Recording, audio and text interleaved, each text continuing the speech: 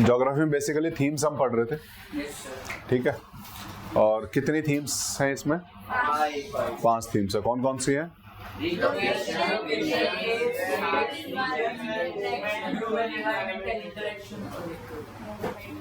Movement. उससे पहले 4 traditions थे, जहाँ से बढ़ करके जो अमेरिकन ज्योग्राफर्स का एसोसिएशन था उन्होंने डिसाइड किया कि will study the geography in 5 themes, और वो 5 थीम्स उन्होंने डिसाइड की, वो हमने पढ़ी थी।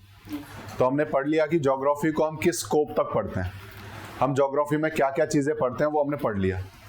अब ज्योग्राफी का रिलेशंस हम बाकी स्ट्रीम से कैसे है, बाकी साइंसेज से कैसे है, वो हम पढ़ रहे थे, तो ये पढ़ रहे थे। तो सबसे पहले हमने कहाँ से देखा था उसका रिलेशन?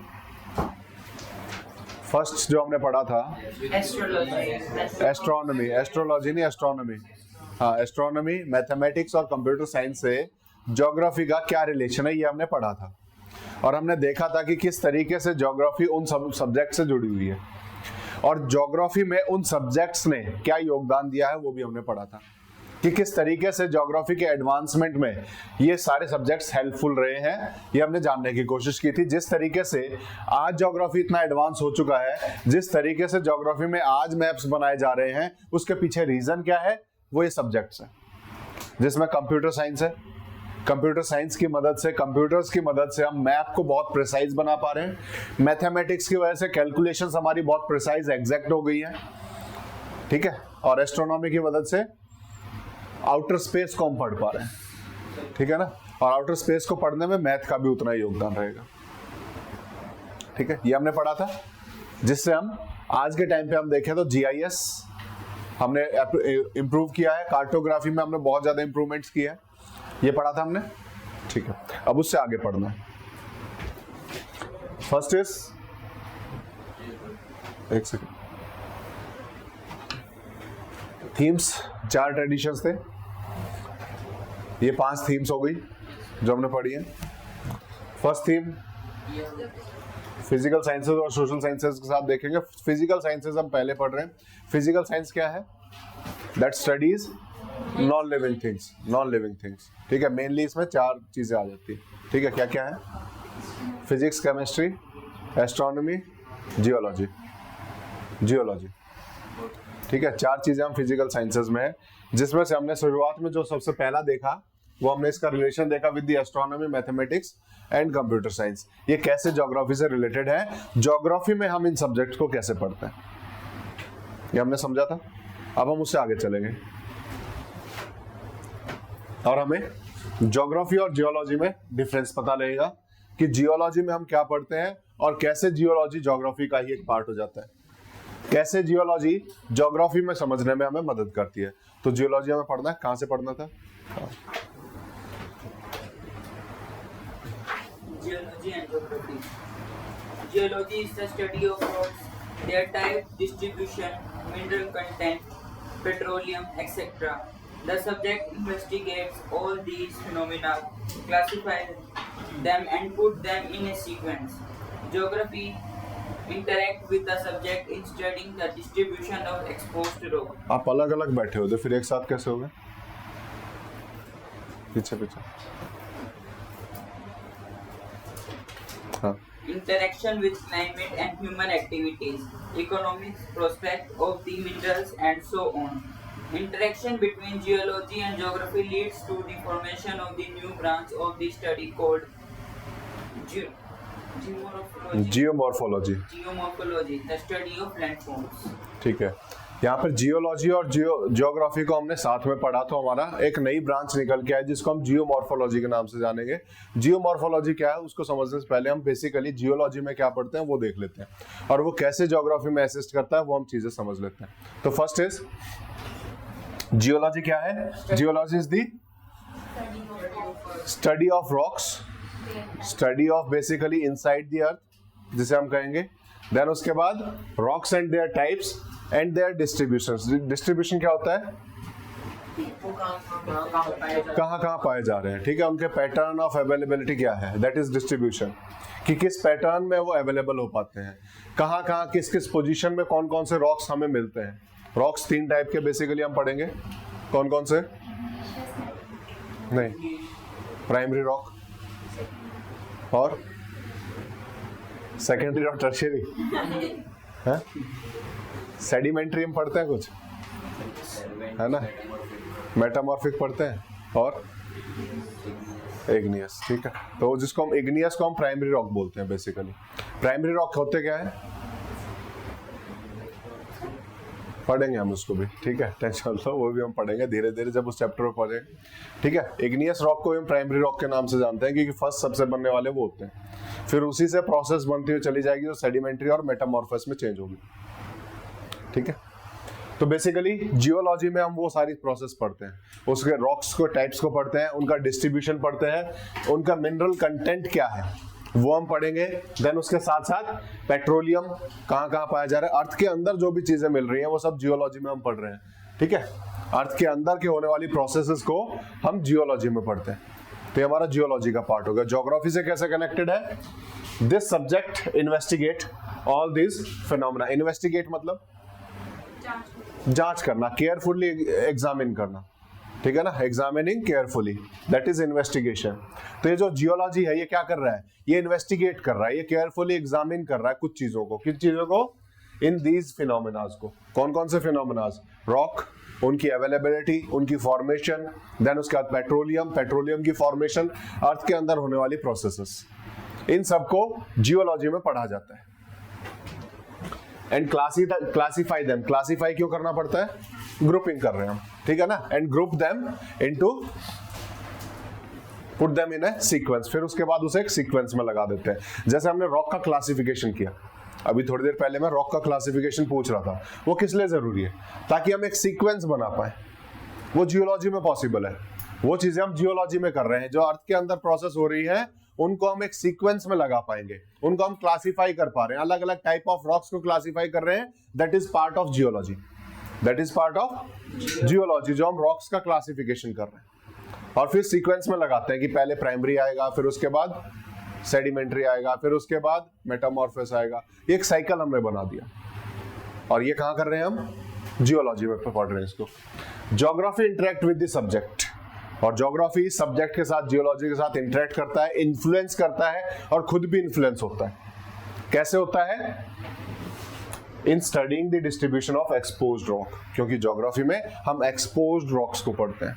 एक्सपोज्ड मतलब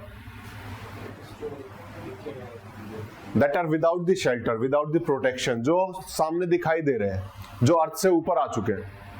तो ज्योग्राफी में हम क्या कर रहे हैं, हम जियोलॉजी के उस पार्ट को पढ़ रहे हैं, रॉक्स को हम पढ़ रहे हैं सभी को, लेकिन ज्योग्राफी की बात करेंगे तो ज्योग्राफी में हम एक्सपोज्ड रॉक्स को पढ़ेंगे, जो एक्सपोज्ड है, जो सामने आए हुए हैं, उन सब रॉक्स को हम ज्योग्राफी में पढ़ने की कोशिश करेंगे।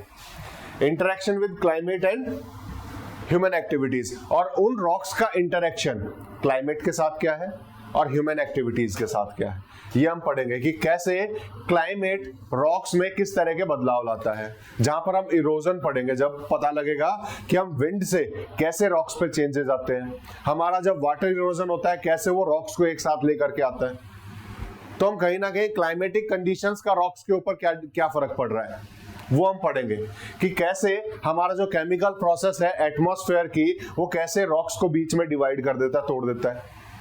इरोजन जो हो रहा है, परत ऊपर की उतरती रहती है धीरे धीरे, और धीरे धीरे वो रॉक वहां से निकल जाता है ना। ये कैसे हो रहा है, ये सब इरोजन की वजह से हो रहा है, जहां पर विंड और वाटर इरोजन सब पढ़ेंगे, तो वो हमारा ज्योग्राफी का पार्ट हो जाएगा। रॉक्स को पढ़ना है, लेकिन रॉक्स का इन सब के साथ क्या रिलेशन है, हमारे क्लाइमेट के साथ क्या रिलेशन है, क्लाइमेट का उस रॉक पे क्या फर्क पड़ रहा है, ये सब चीजें हम ज्योग्राफी में पढ़ेंगे।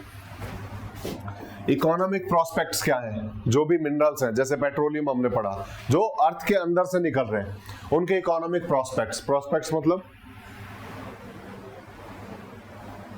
प्रोस्पेक्ट क्या होता है,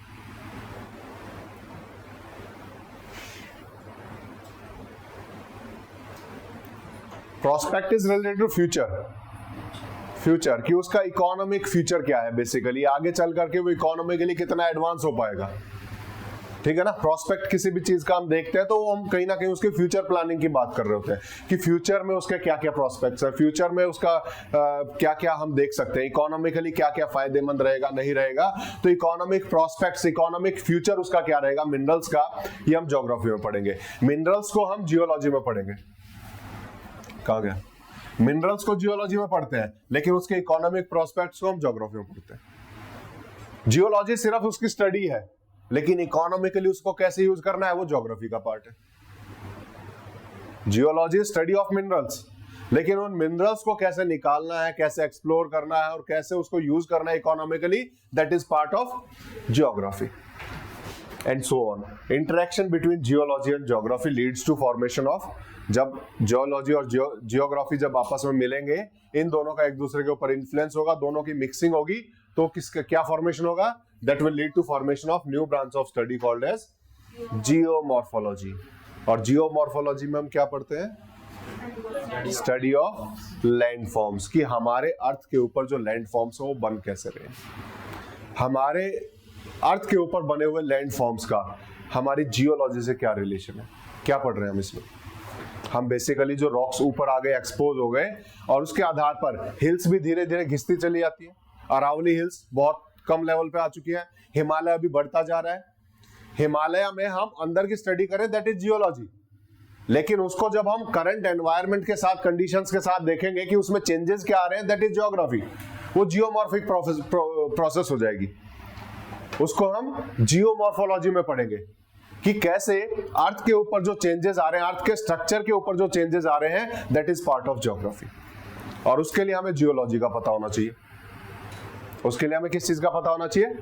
जियोलॉजी का, कि अर्थ के अंदर कोई चीजें हैं वो एक्सपोज हो जाए तो वो लैंड फॉर्म का पार्ट बन जाएंगे, और लैंड फॉर्म में जो चेंजेस आ रहे हैं वो हमारा ज्योग्राफी की स्टडी में आ जाएगा, वो हमारा ज्योग्राफी की स्टडी में आ जाएगा। ठीक है। मिनरल्स जब तक नीचे हैं उसे हम as a part of geology पढ़ते हैं, लेकिन उनको मिनरल्स को निकालने का जो प्रोसेस है, मिनरल्स को निकाल लिया तब हम ज्योग्राफी में पढ़ेंगे, इकोनॉमिक ज्योग्राफी में उसे पढ़ते हैं। ठीक है। तो इन दोनों में ये डिफरेंस पता होना चाहिए कि कैसे जियोलॉजी और ज्योग्राफी आपस में कनेक्टेड है। ठीक है। Next, physics, chemistry and geography, कैसे फिजिक्स और केमिस्ट्री से? हाँ। As geography is the study of variable phenomena on the Earth's surface, the dynamic mechanism of the phenomena requires to be studied within the framework of physics. The physics of atmosphere is studied under climatology, and the physics of hydrosphere through oceanography, and both the subjects investigate, interpret, and explain the atmospheric and hydrological process. The chemical content of rocks, soil, surface, and groundwater, atmosphere are the interests of the geographers. ठीक है। अब कैसे physics और chemistry geography के साथ connected है? तो सबसे पहले फिजिक्स क्या करती है वो बताओ आप लोग। What is physics?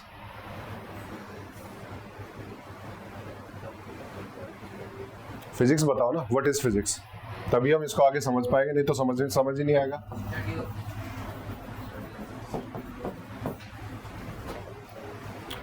क्या है फिजिक्स?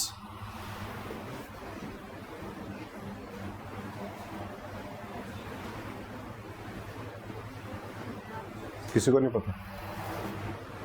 क्या पढ़ते क्या हम फिजिक्स में? क्या पढ़ते हैं उसके अंदर जो पढ़ रहे हैं दैट इज फिजिक्स। क्या पढ़ रहे हैं फिजिक्स में? ग्रेविटी क्या है? Gravity is a type of energy. Energy, हम फिजिक्स में एनर्जी और मोशंस को पढ़ते हैं। फिजिक्स में हम पढ़ क्या रहे हैं? एनर्जी एंड मोशंस की स्टडी करते हैं। एनर्जी और ये एनर्जी और मोशंस हमारे एटमॉस्फेयर में भी है, हमारे वाटर जो हाइड्रोस्फेयर है उसमें भी है, और हमारे बायोस्फेयर में भी है। तो जब हम हमारे एटमॉस्फेयर की एनर्जी और उसके मोशन को पढ़ेंगे वो पार्ट ऑफ ज्योग्राफी हो जाएगा। जब हम हाइड्रोस्फेयर की काइनेटिक एनर्जी या फिर मैकेनिकल एनर्जी को पढ़ेंगे वो पार्ट ऑफ ज्योग्राफी हो जाएगा। उसके मोशन को पढ़ेंगे वो पार्ट ऑफ ज्योग्राफी हो जाएगा। ओशियंस में जो हमारी जो वेव्स है वो चलती रहती है, वो किस वजह से चल रही है? वो मोशन और वो एनर्जी है। वो मोशन और एनर्जी की स्टडी इज फिजिक्स, लेकिन वाटर में उस मोशन और एनर्जी की स्टडी को हम ज्योग्राफी में पढ़ेंगे। इस तरीके से physics is connected with the geography. अब केमिस्ट्री कैसे कनेक्टेड है? रॉक्स जो हमने पढ़ा था, टाइप ऑफ रॉक्स हम पढ़ रहे हैं, जहां रॉक्स को पढ़ रहे हैं तो रॉक्स का जो केमिकल कंटेंट है that is part of geography. हम किसी भी रॉक को अलग अलग क्लासिफिकेशन में रखते हैं कि ये इस टाइप का रॉक है, ये इस टाइप का रॉक है, वो पार्ट ऑफ ज्योग्राफी है। लेकिन वो टाइप हमने क्लासिफाई किया कैसे? Depending on the chemical content of that rock, कि उसका केमिकल कंटेंट क्या है। तो इस तरीके से फिजिक्स और केमिस्ट्री भी हमारी ज्योग्राफी से जुड़ी हुई है, और वही हमारा ये पैराग्राफ बता रहा है। ठीक है, तो उसको हम पढ़ेंगे। तो first is geography, study of variable phenomena on the earth surface. Geography हम क्या कर रहे हैं? अर्थ सरफेस पे होने वाले अलग अलग इवेंट्स को पढ़ रहे हैं। ज्योग्राफी में हम क्या पढ़ रहे हैं? अर्थ सरफेस पे होने वाले इवेंट्स को। कहां? पोजीशन जरूरी है, ठीक है ना। कहां इवेंट्स को पढ़ रहे हैं? अर्थ सरफेस पे होने वाले इवेंट्स को किस में पढ़ रहे हैं? ज्योग्राफी में पढ़ रहे हैं। The dynamic mechanism of the phenomena, किसी भी इवेंट का डायनामिक मैकेनिज्म। डायनामिक मतलब चेंजिंग। डायनामिक क्या होता है? जो चेंज होता रहता है, फ्रीक्वेंटली चेंज हो रहा है, रेगुलरली चेंज हो रहा है, दैट इज डायनामिक। कोई भी चीज है डायनामिक हम कब बोल रहे हैं? कि वो रेगुलर मोशन में है। तो डायनामिक मैकेनिज्म जो है, जो डायनामिक प्रोसेस जो है, जो हमारी मूवमेंट की जो प्रोसेस है, is required to be studied within the framework of physics. ये डायनामिक मैकेनिज्म हम फिजिक्स के अंदर पढ़ते हैं किसी भी चीज का। कोई भी चीज रेगुलरली मूविंग है तो उसका मोशन, वो क्यों मूविंग है, उसके पीछे कोई एनर्जी है, वो हम कहां पढ़ रहे हैं? वो फिजिक्स में पढ़ रहे हैं। That is to be studied within the framework. Framework का मीनिंग क्या होता है? Set of rules, structure. Framework is structure और सेट ऑफ रूल्स, या फिर स्ट्रक्चर भी कह सकते हैं। तो ये फिजिक्स के रूल्स के अंदर आता है। हम डायनामिक मैकेनिज्म जो भी पढ़ेंगे, अर्थ सरफेस पे हो रहा है या कहीं भी हो रहा हो, वो फिजिक्स के अंदर पढ़ते हैं कि कोई भी चीज मूव कर रही है तो मोशन है, उसके पीछे कोई एनर्जी होगी। तो फिजिक्स में हम मोशन और एनर्जी को पढ़ रहे हैं, लेकिन वही मोशन और एनर्जी जब हमारी अर्थ की सरफेस पे हो तब हम उसको ज्योग्राफी में पढ़ेंगे। यही चीज हमारी पहली लाइन बोल रही है कि ज्योग्राफी क्या है? Geography is the study of variable phenomena on the earth surface. हमारी अर्थ सरफेस पे जो फिनोमेना है, जो इवेंट्स है, जो चेंज हो रहे हैं, वो हम कहां पढ़ रहे हैं? वो ज्योग्राफी में पढ़ रहे हैं। वहीं पर जो चेंजेस, जो डायनामिक मैकेनिज्म, जो चेंजिंग प्रोसेस है, किसकी? अलग अलग चीजों की, वो हम पढ़ते हैं इन दी फिजिक्स। जो डायनामिज्म हम ज्योग्राफी में पढ़ रहे हैं, वही डायनामिक प्रोसेस को हम फिजिक्स में ही पढ़ रहे हैं। तो इस तरीके से फिजिक्स और ज्योग्राफी आपस में रिलेटेड है। ठीक है। द फिजिक्स ऑफ एटमॉस्फेयर, जब हम एटमॉस्फेयर की फिजिक्स पढ़ेंगे कि एटमॉस्फेयर कैसे मोशन में है, एटमॉस्फेयर में कौन कौन सी एनर्जीज आ रही है, तो वो कहां पर पढ़ेंगे? Is studied under climatology. Physics of atmosphere is studied under climatology. वहीं पर फिजिक्स ऑफ हाइड्रोस्फेयर, जो हमारा जो वाटर वाला जो स्फेयर है, उसके फिजिक्स को कहां पढ़ेंगे हम? ओशियनोग्राफी में। ओशियनोग्राफी में हम वाटर मूवमेंट को ट्रैक करते हैं कि कैसे वो वाटर मूवमेंट हो रहा है, उसके पीछे क्या क्या रीजंस हैं। वो ज्योग्राफी का पार्ट हो जाता है, वो फिजिक्स का पार्ट नहीं रहेगा। लेकिन उसके अंदर मोशन और एनर्जी है, वो मोशन से, एनर्जी से क्या इफेक्ट पड़ेगा, वो फिजिक्स का पार्ट है। वो मोशन एनर्जी आ कहां से रहा है? जब हम उसको ज्योग्राफी में पढ़ेगा, वो ज्योग्राफी का पार्ट हो जाएगा। ठीक है। तो फिजिक्स अकेले अगर हम पढ़े तो ठीक है, मोशन और एनर्जी पढ़ रही है, लेकिन वहीं पर अर्थ पे होने वाले इवेंट्स को उससे जब हमने जोड़ दिया तो ज्योग्राफी का पार्ट हो जाएगी। तो किसका पार्ट हो जाएगी? ज्योग्राफी का पार्ट हो जाएगी। ठीक है। नेक्स्ट इज थ्रू ओशियनो हाइड्रोस्फेयर को जब फिजिक्स को पढ़ेंगे तो कहां पढ़ेंगे? ओशियनोग्राफी में। वहीं पर both the subject investigate, interpret and explain, दोनों ही सब्जेक्ट इन्वेस्टिगेट भी कर रहे हैं। इन्वेस्टिगेट मतलब एग्जामिन कर रहे हैं। इंटरप्रेट का मतलब क्या होता है? इंटरप्रेट क्या करना? नो, सिंथेसाइज नहीं होगा। Making sense of something, making sense out of something is interpret, यानी कि अगर मैं कहूं कि इस पैराग्राफ को इंटरप्रेट करके बताओ, तो इस पैराग्राफ का कुछ सेंस ला करके बताओ, that is interpretation of this paragraph. यानी मुझे उसका क्या बताना है, मीनिंग बताना है। तो किसी भी चीज का मीनिंग बताना इज इंटरप्रिटेशन ऑफ दैट। किसी चीज को इजी बनाना, उसको एक्सप्लेन करना इज इंटरप्रिटेशन। ठीक है, तो investigation, interpretation and the explanation of the atmospheric and hydrological processes, ये हम दोनों के अंदर पढ़ते हैं। एटमॉस्फेरिक प्रेशर, सॉरी एटमॉस्फेयर, और हमारा दूसरा क्या है, हाइड्रोलॉजिकल प्रोसेस। चाहे वो एटमॉस्फेरिक प्रोसेस है चाहे हाइड्रोलॉजिकल प्रोसेस है, दोनों को ही हम फिजिक्स और ज्योग्राफी दोनों में कंबाइंड करके पढ़ते हैं। ठीक है, दोनों को अलग अलग नहीं स्टडी कर सकते। ठीक है, क्या हुआ, नींद आ गई? नहीं, वॉश करके आ जाओ, बहुत सर दर्द हो रहा है। ठीक है, केमिकल कंटेंट ऑफ रॉक्स, ये केमिस्ट्री में पढ़ेंगे हम। केमिकल प्रॉपर्टीज कहाँ पढ़ रहे हैं, ज्योग्राफी में। लेकिन वही रॉक्स के केमिकल कंटेंट को, सॉइल के केमिकल कंटेंट को, सरफेस पे जो केमिकल कंटेंट है उसको, ग्राउंड वाटर में जो केमिकल कंटेंट है उसको, और एटमॉस्फेयर, इन सबको कहाँ पढ़ेंगे, इनके केमिकल कंटेंट। उसको हम कौन पढ़ता है, ज्योग्राफर्स पढ़ते हैं। वो ज्योग्राफी के इंटरेस्ट की बात है। अगर हम सिर्फ केमिकल कंटेंट नाम ले, that is part of chemistry, लेकिन वही हम ज्योग्राफिकल इवेंट्स को उससे जोड़ दें, that is part of geography. जहां पर रॉक्स के केमिकल कंटेंट को पढ़ा जाता है, सरफेस के केमिकल कंटेंट को पढ़ा जाता है, ग्राउंड वाटर में क्या क्या पॉल्यूटेंट्स मिक्स हो रखे हैं, वो जब हम पढ़ेंगे उसके केमिकल कंटेंट को पढ़ने की कोशिश करेंगे, that is part of geography. तो physics and chemistry are also connected with the geography. और कैसे कनेक्टेड है वो हमने देखा। फिर अगले सब्जेक्ट की बात करते हैं, botany, geology and geography. The systematic branches of botany and geology have traditionally been confined हाँ, to the classification and description of various kinds of species on the Earth's surface. Geography, being the study of the special section of the Earth's surface, attempts to study the distributional aspects of flora and fauna, especially with reference to climate and beliefs.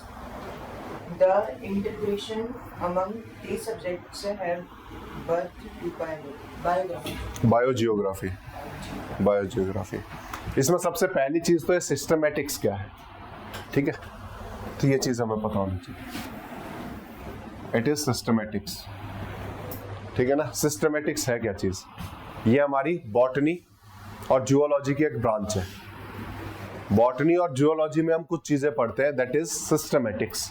और वो क्या चीज है, जहां पर हम classify करते हैं अलग अलग स्पीसीज को, दैट इज सिस्टमैटिक्स। जैसे हमने होमोनिन्स पढ़ा था, होमिनिन्स पढ़ा था, वो क्या था, वो सिस्टमैटिक का पार्ट है, वो सिस्टमैटिक का पार्ट है। ऐसे जब हम अलग अलग स्पीसीज को, चाहे वो प्लांट स्पीसीज हो या फिर एनिमल स्पीसीज हो, जब उनको क्लासिफाई करते हैं depending on their feature, their genus, उसको हम सिस्टमैटिक्स में पढ़ते हैं। उसको हम किस में पढ़ते हैं, यानी this is grouping of species. अगर हम उसको सिंपल भाषा में समझे तो this is grouping of species, classification of species, वो क्या है, सिस्टमैटिक्स है। तो systematic branches of botany and geology क्या कर रही है, सिस्टमैटिक ब्रांच क्या करेगी, क्लासिफाई करेगी। They will traditionally been confined, confined का मतलब होता है रेस्ट्रिक्टेड।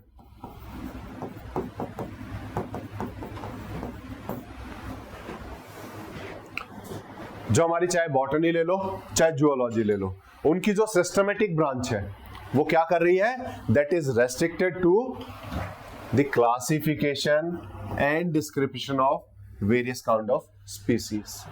यही बताया मैंने, यही होता है सिस्टमैटिक का मतलब, कि सिस्टमैटिक्स में हम पढ़ क्या रहे हैं, क्लासिफिकेशन पढ़ रहे हैं ऑफ द स्पीसीज। और यही वो चीज बता रहा है कि systematics branch of botany and geology is related to classification and description of the species that are found on the earth surface. Earth surface पे जितने भी स्पीसीज मिल रहे हैं उनको हमें अलग अलग कैटेगरी में रखना हो, चाहे वो प्लांट की स्पीसीज हो चाहे एनिमल की स्पीसीज हो, प्लांट की स्पीसीज होगी तो हम बॉटनी में पढ़ेंगे, एनिमल की स्पीसीज होगी तो हम जूलॉजी में पढ़ेंगे, यही पढ़ते हैं ना। एनिमल की स्पीसीज को जूलॉजी में, प्लांट की स्पीसीज को बॉटनी में पढ़ेंगे हम। और जब हम उनको क्लासिफाई करेंगे तो ये उसी स्टडी में उसकी सिस्टमेटिक स्टडी हो जाती है। उनको क्लासिफाई करने का जो ब्रांच है वो सिस्टमेटिक्स में आएगा। क्लियर है? Geography being the study of spatial section of earth surface. Earth surface पे पोजीशंस, एरिया और साइज। स्पेशियल क्या है? पोजीशन, एरिया एंड साइज को स्टडी करता है। तो जब अर्थ सरफेस पे जो स्पेशियल सेक्शंस को जब हम स्टडी करेंगे उसके अंदर स्पीसीज भी तो आएगी कि किस एरिया में कौन सी स्पीसीज है, कितने साइज तक वो फैली हुई है, उनकी लोकेशन क्या है यानी पोजीशन क्या है। ये क्या है? ये स्पेशल स्टडी है। और ये स्पेशल स्टडी अर्थ सरफेस पे ज्योग्राफी का पार्ट है। जहां पर हम ग्रुपिंग कर रहे हैं या क्लासिफिकेशन कर रहे हैं, this is a part of botany and zoology.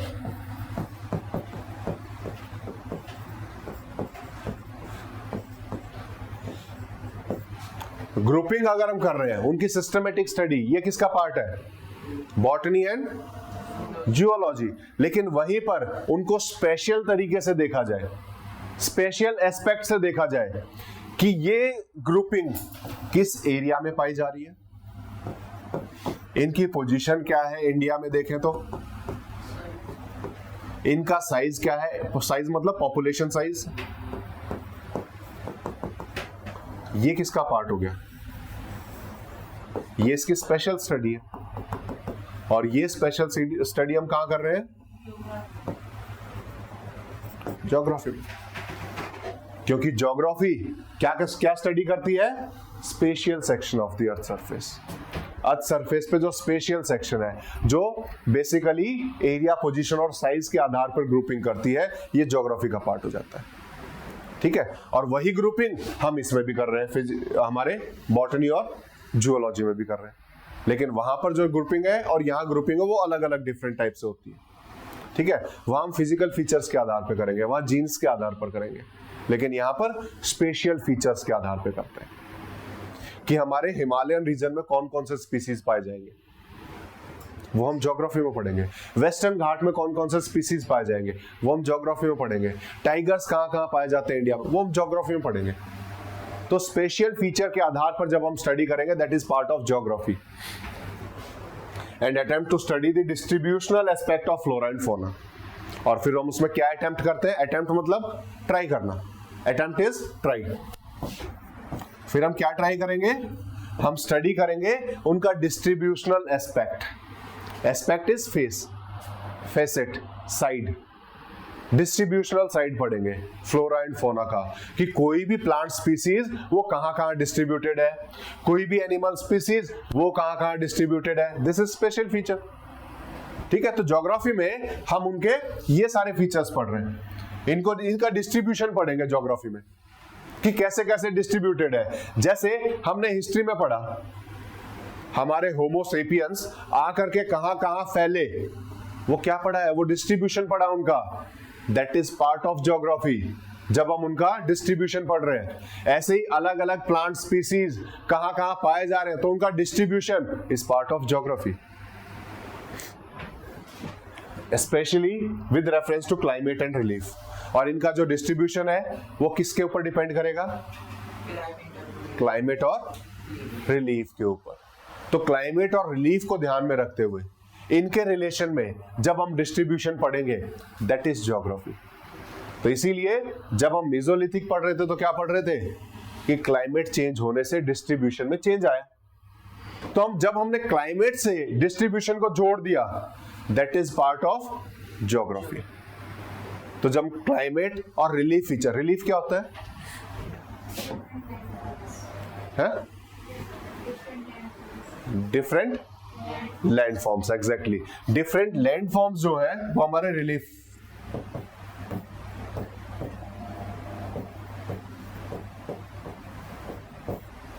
Relief features में आते हैं लैंड फॉर्म्स।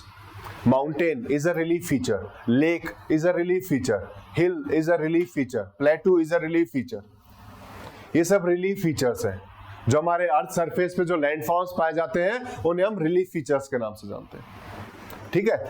अब उनके आधार पर और क्लाइमेट के आधार पर जब डिस्ट्रीब्यूशन पढ़ेंगे तो ज्योग्राफी का पार्ट हो जाएगा।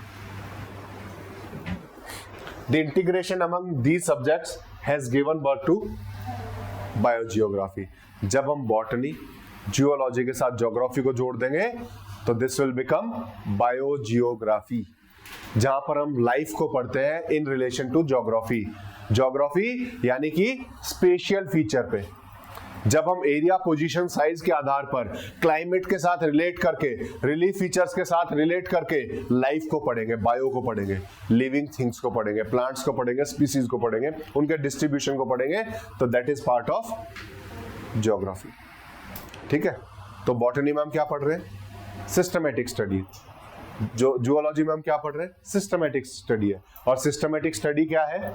ग्रुपिंग है। हम अलग अलग ग्रुपिंग में प्लांट स्पीसीज को, एनिमल स्पीसीज को रख रहे हैं, दिस इज सिस्टमैटिक स्टडी। हम ज्योग्राफी में भी तो ये कर रहे हैं कि इस रीजन में ये स्पीसीज पाए जा रहे हैं, इस रीजन में ये स्पीसीज पाए जा रहे हैं, उसमें भी तो हमने ग्रुपिंग कर दी depending on the region, depending on the special feature, depending on the climate. अगर ये क्लाइमेट है तो यहां पर ये स्पीसीज मिलेगा, तो हमने क्लाइमेट के आधार पर ग्रुपिंग कर दी, हमने रिलीफ फीचर्स के आधार पर ग्रुपिंग कर दी, और वही ग्रुपिंग हमारी बॉटनी और जूलॉजी में भी हो रही है।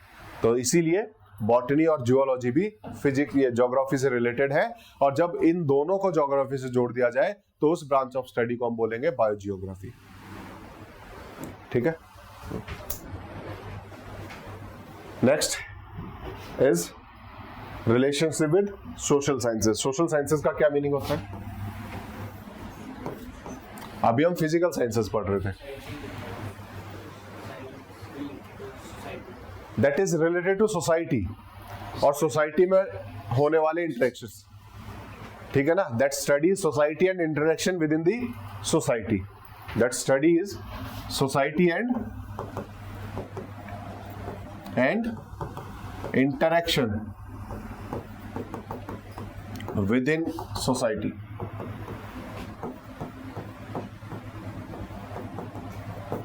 सोसाइटी में होने वाले इंटरेक्शंस को भी तो हम ये पढ़ते हैं कि एक आदमी का सोसाइटी पे क्या फर्क पड़ रहा है, उस सोसाइटी का उस आदमी पे क्या फर्क पड़ रहा है, उस सोसाइटी का एनवायरनमेंट पे क्या फर्क पड़ रहा है, एनवायरनमेंट का सोसाइटी पे क्या फर्क पड़ रहा है। तो इसमें हम इंटरेक्शंस भी पढ़ते हैं, ये सोशल साइंसेस है। सोशल साइंसेस में सबसे पहले हम किससे पढ़ेंगे? इकोनॉमिक्स से। तो इकोनॉमिक्स कैसे रिलेटेड है ज्योग्राफी से? एक एग्जांपल हम ऑलरेडी देख चुके हैं, क्या था? मिनरल्स। मिनरल्स जब निकलेंगे तो उसका इकोनॉमिक फायदा पहुंचता है किसी देश को। कोई देश रिच है, कोई पुअर है, क्यों?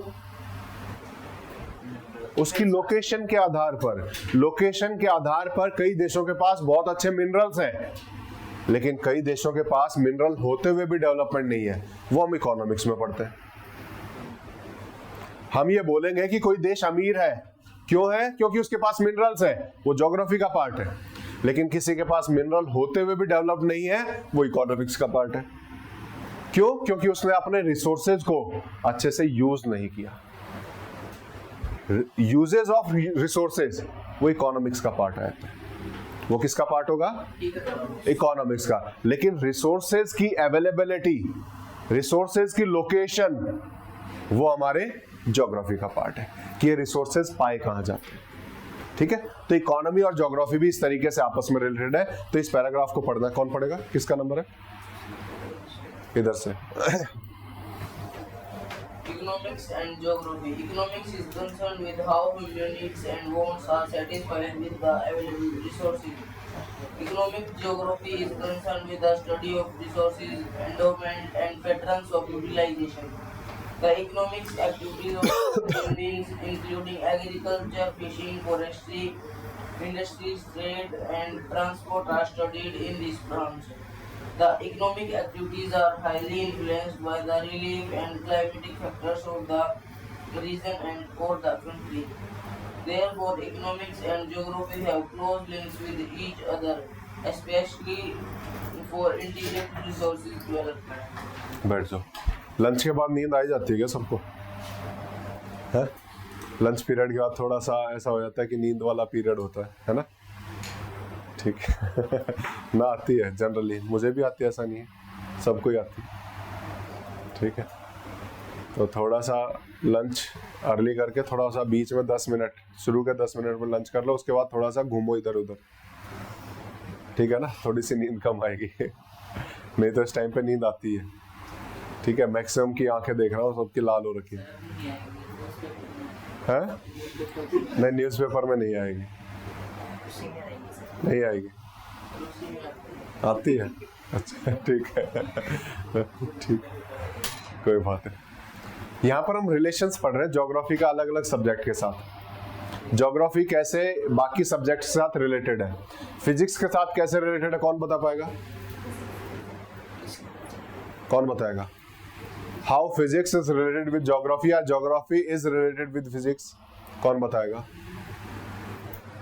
आपने, आपके पीछे, आप बताओ, फिजिक्स और ज्योग्राफी का क्या रिलेशन है?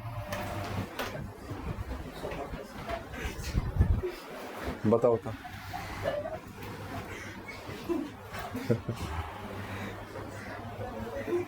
बताओ बताओ, अरे हंसने दो, ये हंसते रहेंगे।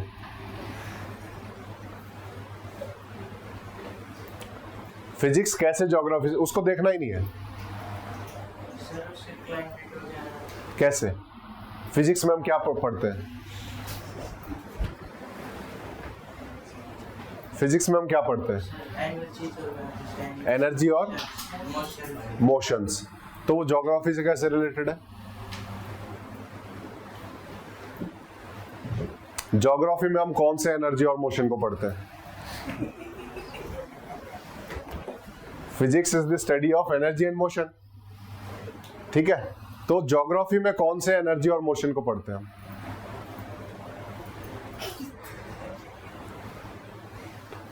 क्या हुआ? अगला नंबर तेरा ही है। हाँ बताओ बताओ, ज्योग्राफी में कौन से एनर्जी और मोशन को पढ़ते हैं जो फिजिक्स में हम जिसके स्टडी कर रहे हैं? How physics is related to geography? Simple सा क्वेश्चन।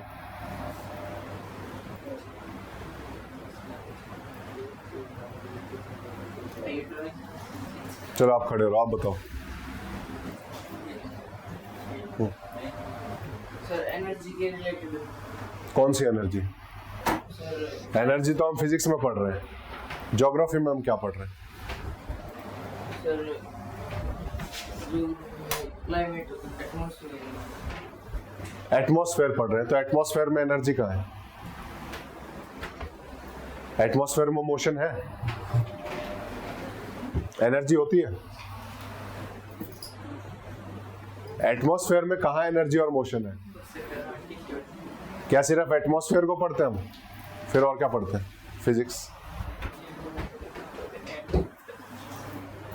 लास्ट में आप बताओ, लास्ट लास्ट लास्ट आप बताओ।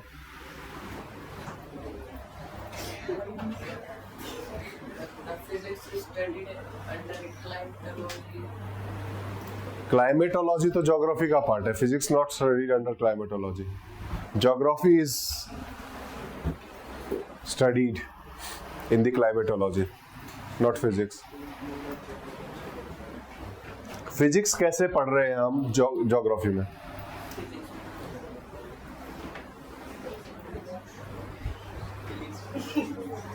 अभी पढ़ा था तो किसी ने क्वेश्चन नहीं पूछा, मैं उसको इसीलिए मैंने जल्दबाजी में निकाल दिया था उसे।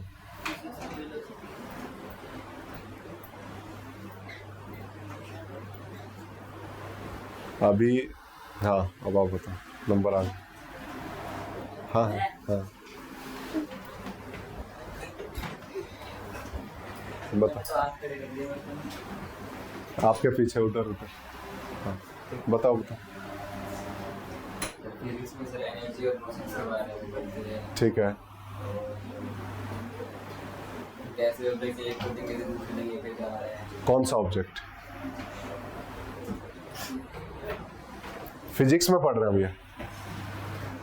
ज्योग्राफी में मैंने ज्योग्राफी और फिजिक्स का कनेक्शन पूछा कि कैसे कनेक्टेड।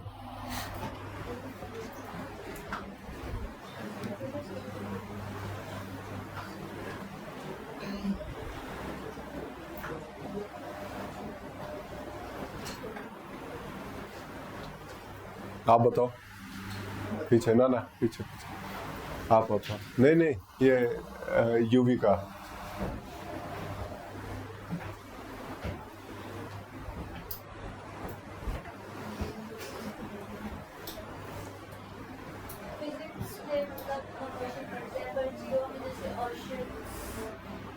ओशियन में क्या पढ़ रहे हैं?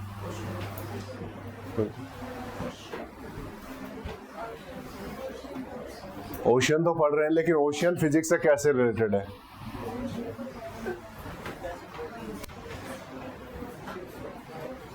आपके साथ में यशिका?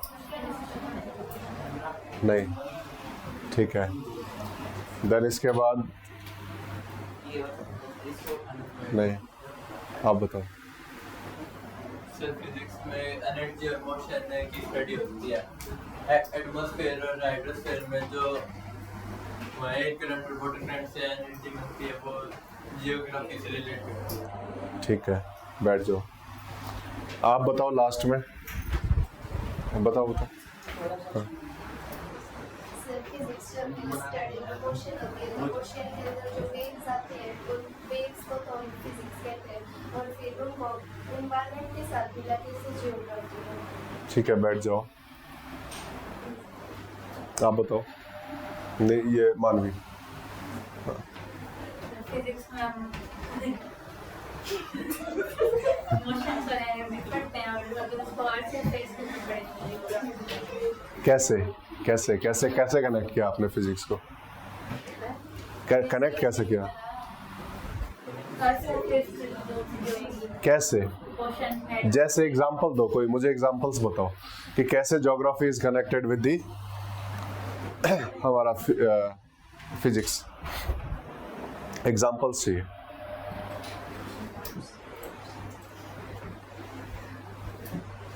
अभी आप बताओ। आप बताओ। ना बताओ।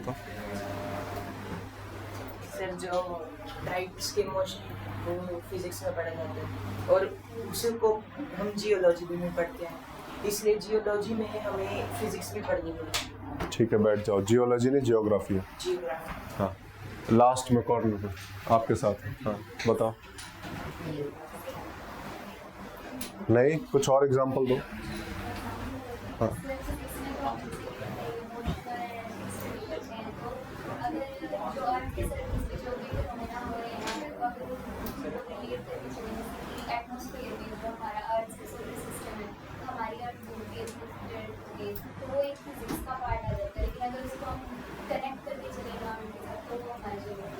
बैठ जाओ आप सेंटर में। हाँ,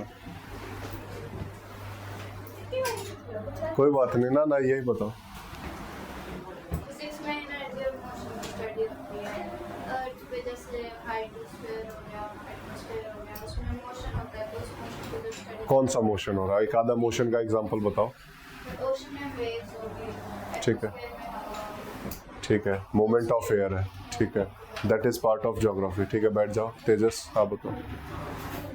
फिजिक्स में हम एनर्जी और मूवमेंट पढ़ते हैं, तो वो जो ओशन में वेव्स होती हैं और टाइड्स होती है, जो उससे एनर्जी जनरेट होती है, वो एनर्जी को हम फिजिक्स में उसको पढ़ते हैं कि उसके यूजेस और देते हैं। और हाइड्रो इलेक्ट्रिसिटी, वाटर से हाइड्रो इलेक्ट्रिसिटी बनती है, तो वो भी जियोग्राफी में जो उसकी मूवमेंट पढ़ते हैं हम वाटर की, तो उसी से ही हाइड्रो इलेक्ट्रिसिटी होती है, तो वो उससे हम फिजिक्स पढ़ते हैं। बैठ जाओ, आप बच गए।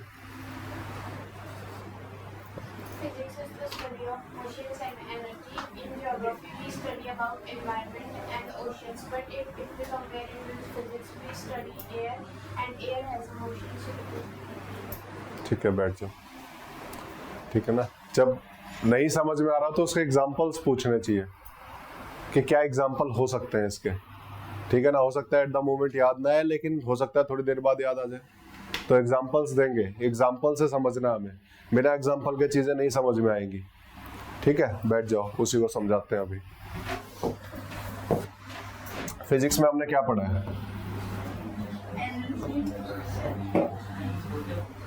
फिजिक्स में हमने क्या पढ़ा? Energy, motion.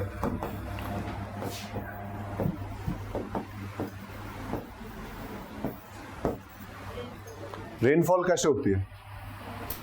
पहले क्लाउड फॉर्मेशन होगा, क्लाउड फॉर्मेशन हो रहा है। क्लाउड फॉर्मेशन हो कैसे रहा है? इवेपोरेशन में हो क्या रहा है? ऊपर जाकर के पानी को क्या जा रहा है ऊपर? Movement of water, motion of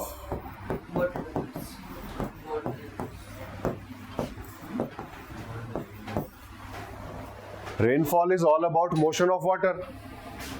और इसी में हम एनर्जी भी पढ़ेंगे कि जब वो सफिशिएंट एनर्जी रिलीज करेंगे तब वो रेनफॉल में कन्वर्ट होगा।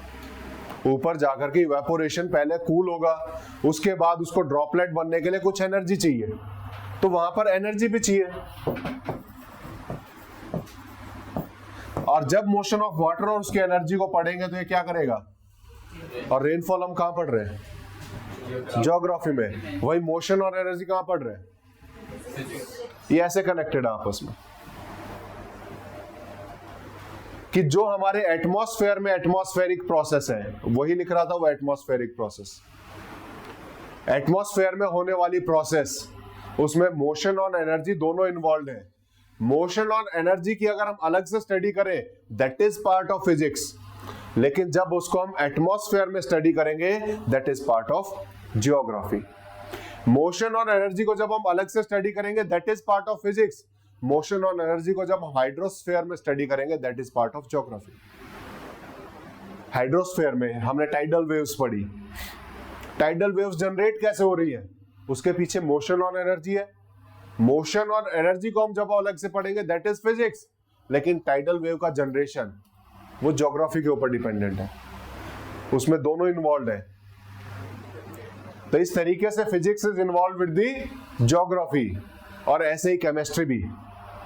केमिस्ट्री में अलग अलग रॉक्स के हमें केमिकल कंटेंट देखना पड़ता है, अलग अलग सॉइल का केमिकल कंटेंट देखना पड़ता है कि अगर किसी सॉइल पे कोई एग्रीकल्चर में कोई प्रोडक्शन हो रहा है तो किस वजह से हो रहा है? उसके अंदर मौजूद केमिकल कंटेंट्स की वजह से। कहीं पर हम कुछ प्रोड्यूस नहीं कर पा रहे हैं, that means there is some deficiency of the chemical content in the earth surface. Agriculture से डायरेक्टली रिलेटेड है। हम जनरली एनपीके पढ़ते हैं ना हमारे फर्टिलाइजर में। क्या है एनपीके? ये क्या है? केमिकल कंपोनेंट ही तो है, लेकिन इसको जब हम एग्रीकल्चर में पढ़ते हैं, that is part of geography. ठीक है ना? तो कैसे केमिस्ट्री कनेक्टेड है, कैसे फिजिक्स कनेक्टेड है, एग्जांपल्स आने चाहिए। नहीं आ रहे तो पूछो, किसका कोई एग्जांपल बताओ। सोलर सिस्टम एग्जांपल हो सकता है ना? Solar system exactly, solar system is the example. वहां पर हम मोशन भी पढ़ रहे हैं, लेकिन solar system as a whole is a part of geography. तो एग्जांपल्स नहीं समझ में आ रहे हैं, नहीं समझ में आ रहा है कहां से आया हुआ है, तो उसको पूछो किसका एग्जांपल बताओ, थोड़ा और क्लैरिटी आएगी उससे कि हाउ दे आर कनेक्टेड। ठीक है? क्लियर है? चलो, ज्योग्राफी में इतना ही करेंगे। अब आज इकोनॉमी सिर्फ पढ़ा है, उसे समझा नहीं है। ठीक है? तो नेक्स्ट में जब भी आएंगे तो इकोनॉमी वाला जो पोर्शन है उसको समझेंगे, उसके बाद से आगे कंटिन्यू करेंगे। ठीक है?